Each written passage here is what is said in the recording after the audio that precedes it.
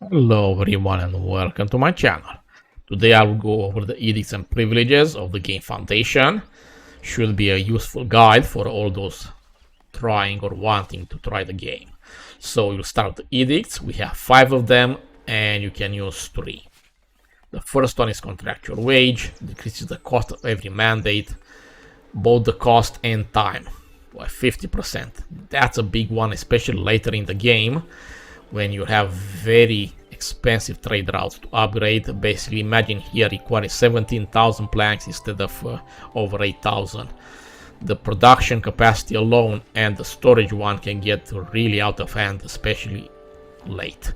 Like I said, this is a lifesaver, pretty much mandatory to have. The second one, Stonework promotion. Yields of raw materials like stone, iron ore, gold, marble, and quartz increased by 100%, but the yields of food, basic food, berries, fish, wheat, boar, and milk decreased by 50%.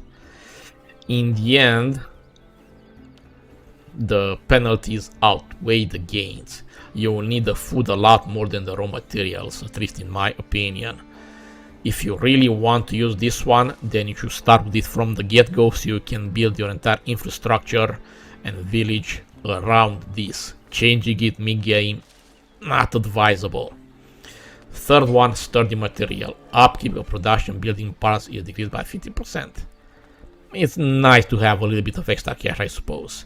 Fourth one, careful planning. Refine 50% of the tools used after constructing a building part. If you build a lot in a short amount of time, this one is definitely the one to choose. And the last one, bulk trade. Trade quantity bonus of 80%, but with a malus of 20% on price.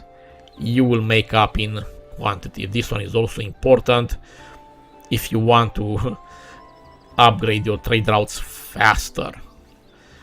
The one that I chose, bulk trade and contractual wage, self-explanatory, both of them are mandatory. The third one is a bit of a toss-up.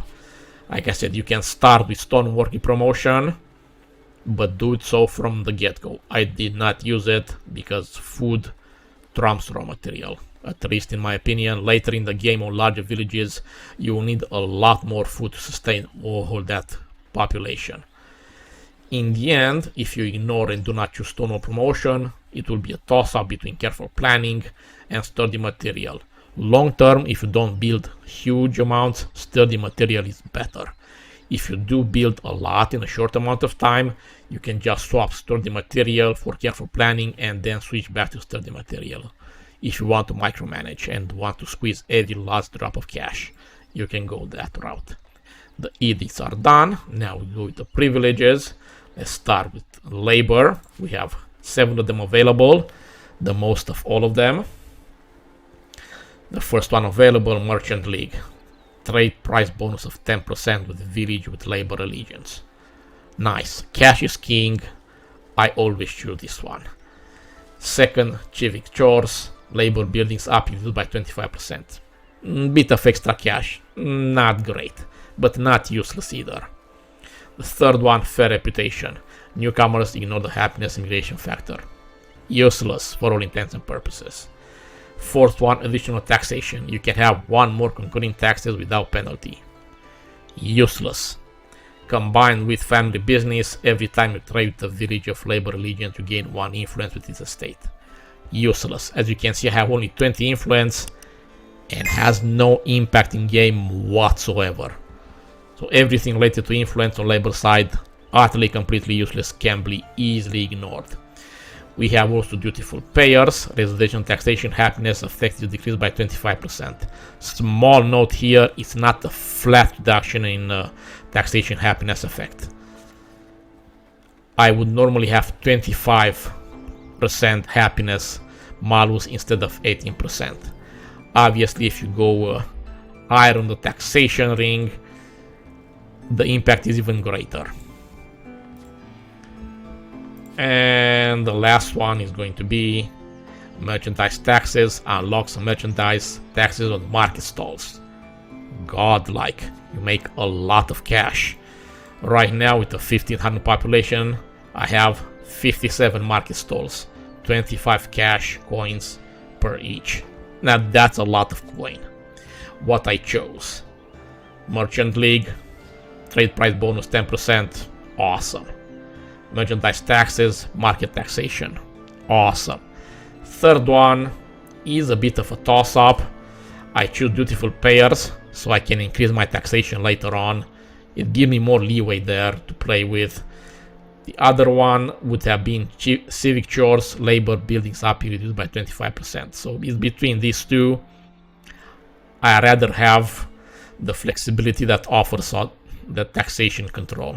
I prefer that one, but civic chores can also help. The other ones are pretty much useless. Additional taxation, family business, fair reputation, all of these three can be easily ignored.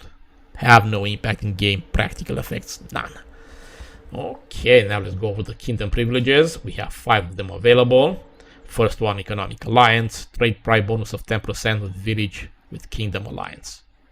Definitely mandatory. Protection taxation, the second one that is mandatory. Deploying a company on military mission, taxation accumulation speed increased by 50%. Always have your military deployed, at least one battalion doing something. Mandatory. The third one, inherited land. This one is useless for practical reasons. For every 5 territories you purchase while this effect is active, redeem 1 for free. So the fifth one, every 5th one is free, but this is just the flat cost of purchasing it. You will have plenty of cash. This one is utterly completely useless. If on the other hand had the upkeep associated with the territory being included on every 5th one, that would change things, but as it stands, useless. You can completely ignore it. 4th one, King's Accolade. If a knight dies, can be replaced with a new one. This one has been reported to be bugged. Even if it functions, is okay to have, I suppose. It's basically it's gonna be a toss-up between stately contribution, kingdom buildings up reduced by 25%. I really prefer the cash because it gives me more flexibility to dealing with other parts of the game.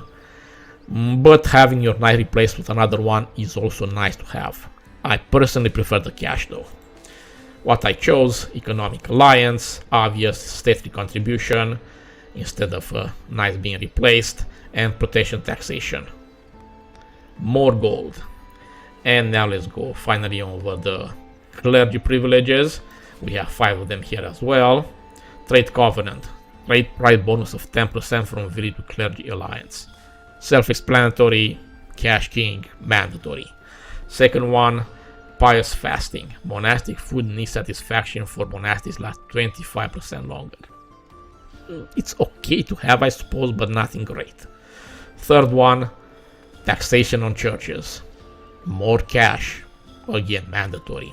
4th one, clergy buildings up reduced by 25%. Might seem like it is great, but the actual impact in game is very, very limited. Nice to have, but not great. It's basically going to be a choice between pious fasting, parish grant, and the last one, utterly completely useless, good neighbor. Every time you trade the village of clergy alliance, you gain 1 influence with the state. Basically, it's only useful if you want to upgrade the trade route, but you require influence. Right now in my game, this one is bugged. You can easily swap good neighbor if you want influence with the clergy buildings up reduced by 25%. This one can be swapped according to necessities. The parish grant give me a bit constant cash. This one you can get the influence to 100 pretty fast, so it is circumstantial. You want to upgrade the trade route, you can get it pretty fast from 50 to 100 in no time, and after that just switch back to parish grant if you want to micromanage. Okay, so this is the my choices and the one that I recommend, especially for first time players. If you have additional questions, don't hesitate to ask them in the section below. Okay, that's about it for today. If you like what you saw, please like, share and subscribe, and I'll see you in the next video. Bye.